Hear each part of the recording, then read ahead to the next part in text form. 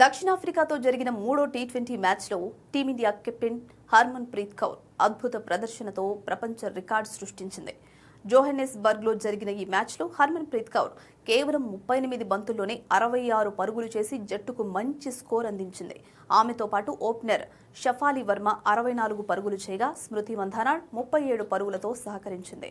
దీంతో భారత్ తొలి ఇన్నింగ్స్లో 192 పరుగుల భారీ స్కోర్ నమోదు చేసింది.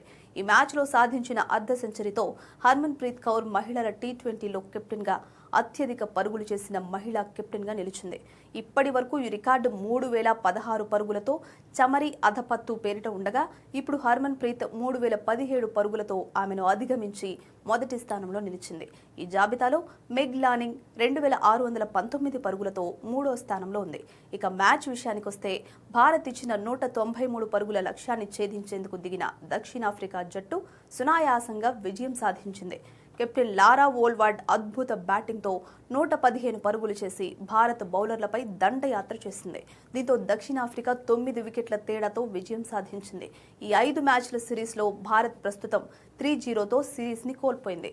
ICC women's T20 world cup 2026 ప్రారంభానికి ఇంకా 2 నెలలు మాత్రమే ఉండగా ప్రస్తుతం జట్టు ప్రదర్శన ఆందోళన కలిగిస్తోంది.